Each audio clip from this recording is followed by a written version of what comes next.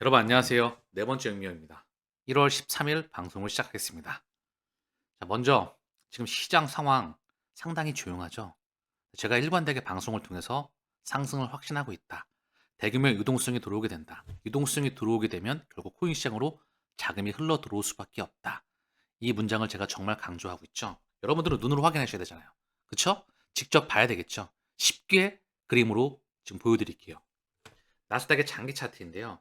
2008년도에 미국발 금융위기 이후에 세 차례의 양적 완화가 있었죠. 쭉 2018년까지 상승을 합니다. 상승 하락을 반복하면서 쭉 상승을 해요. 그리고 2020년도 코로나 팬데믹 때 단기간에 급락이 있었지만 거대한 양적 완화로 쭉 상승을 하죠. 네, 그 다음 지금 양적 완화가 집행되고 있습니다. 과연 어떤 흐름을 보일까요? 제가 그러면 이거를 대차대조표 제가 정말 많이 보여드렸잖아요. 2008년도 이후에 쭉 늘었어. 줄었다가 다시 2020년도에 늘었죠. 다시 한번 줄었다가 다시 늘리게 되죠. 그쵸? 그러면 증시와 코인은 어떤 흐름을 보이게 될까요? 증시가 계속 가는데 코인만 못 가는 경우는 존재하지가 않습니다. 이런 경우는 단기적으로 나올 수가 있어. 장기적인 흐름에서는 이런 경우는 존재하지가 않는다는 거. 자, 그리고 시장이 좀 지지부진하니까 그 밑 댓글에 보면은 뭐 입이 좀 불평불만, 입만 대빨 나와 가지고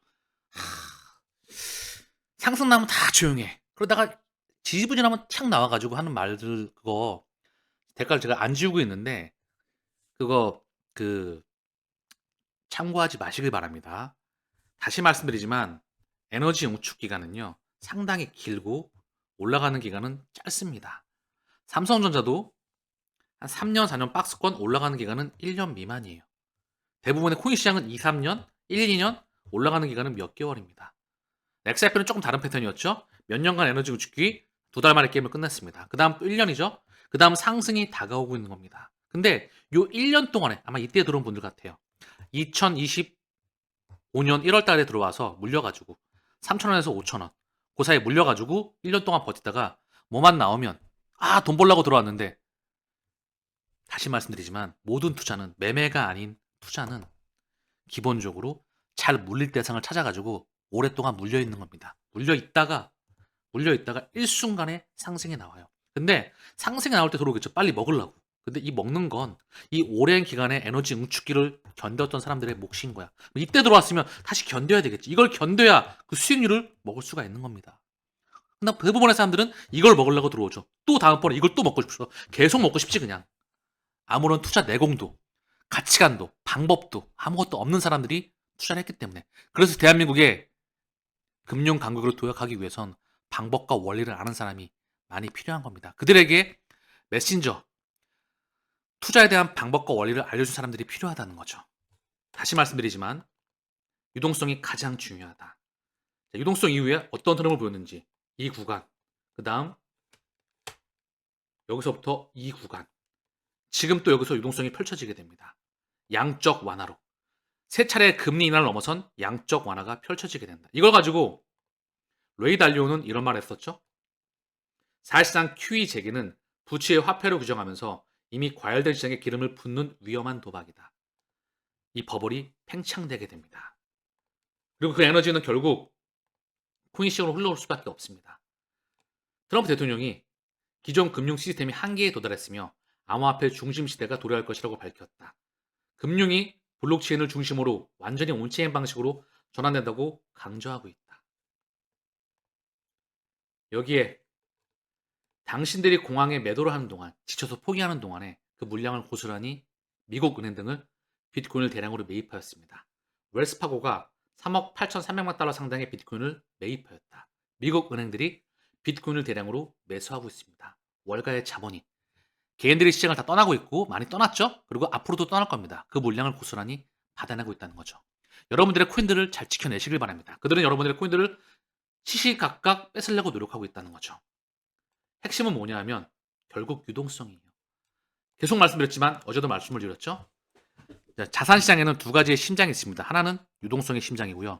하나는 펀더멘탈의 심장이에요. 근데 출발선에 있으면 기본적으로 유동성이 앞서가요. 유동성이 빠져나갈 때는 펀더멘탈이 필요가 없어. 다 빠그러져요. 다만 펀더멘털이 좋은 놈들은 좀 덜 빠그러지려.